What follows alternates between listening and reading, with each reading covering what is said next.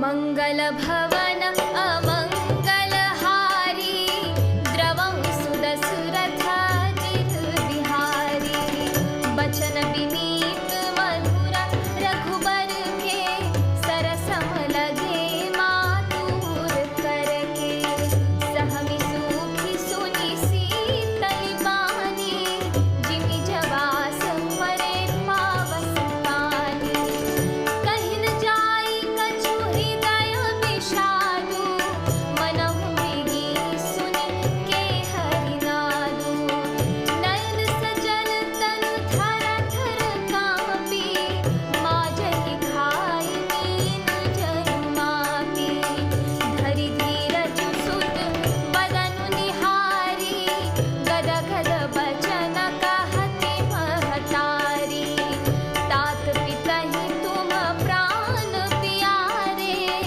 देखि मुदे तनित चरित तुम्हारे राजु देन कहूँ शुभ दिन साधा कहे उजानपन केहि अपराधा तात सुनावहु मोहिनी दानु को दिन कर फूल भयउ कृसानु मंगल भवन अमंगलहारी द्रवं सुदशरथाजित बिहारी निरखि राम रुख सचिव सुता कारनु कहेउ बुझाई सुनि प्रसंग रहि मुख जिमि दशा भरनि नहीं जाई मंगल भवन अमंगलहारी द्रवं सुदशरथाजित बिहारी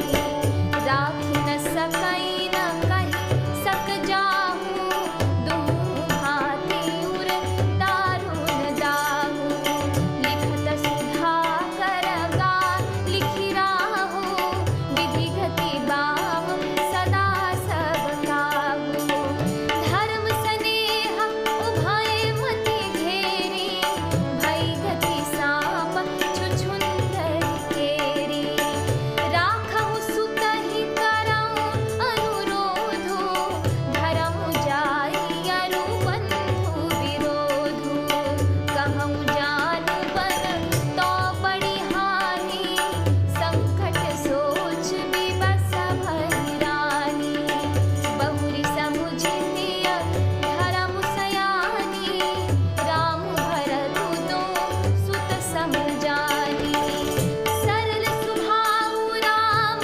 महतारी बोली बचन धीर धरि भारी तात जाऊं बलि कीन्हि मुनीका पितु आयसु सब धर्म घटिका मंगल भवन अमंगलहारी द्रवं सुदशरथाजित बिहारी राजु देन कहि दीन बनु मोहिन सो दुख लेसु तुम बिनु भरतहि भूपतिहि प्रजहि प्रचंड कलेसु मंगल भवन अमंगलहारी द्रवं सुदशरथाजित बिहारी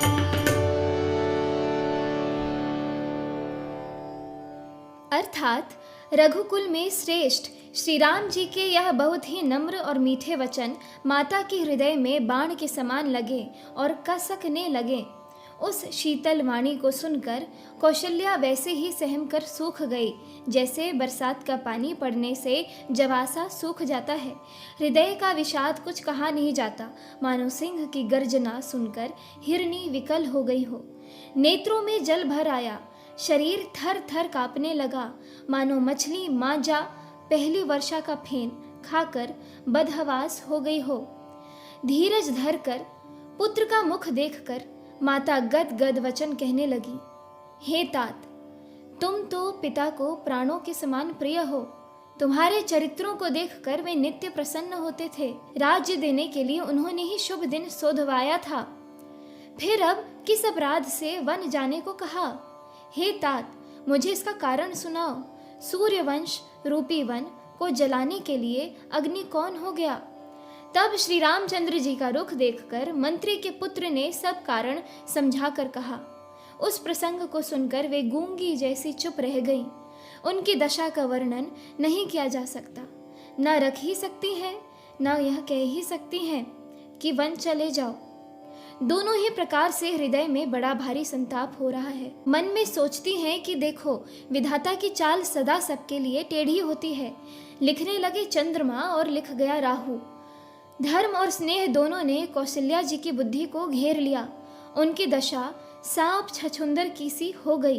वे सोचने लगी कि यदि मैं अनुरोध यानी हट करके पुत्र को रख लेती हूँ तो धर्म जाता है और भाइयों में विरोध होता है, और यदि वन जाने को कहती हूँ तो बड़ी हानि होती है। इस प्रकार के धर्म संकट में पड़कर रानी विशेष रूप से सोच के वश हो गई। फिर बुद्धिमती कौशल्या जी स्त्री धर्म यानी पतिव्रता धर्म को समझकर और राम तथा भरत दोनों पुत्रों को समान जानकर सरल स्वभाव वाली श्री रामचंद्र जी की माता बड़ा धीरज धरकर वचन बोली। हे तात, मैं बलिहारी जाती हूँ, तुमने अच्छा किया। पिता की आज्ञा का पालन करना ही सब धर्मों का शिरोमणि धर्म है। राज्य देने को कहकर वन दे दिया, उसका मुझे लेश मात्र भी दुख नहीं है। दुख तो इस बात का है कि तुम्हारे बिना भरत को, महाराज को और प्रजा को बड़ा भारी क्लेश होगा। इस एपिसोड में इतना ही। आगे की कथा सुनने के लिए कृपया मेरे YouTube चैनल को ज़रूर सब्सक्राइब करें। जय सिया राम।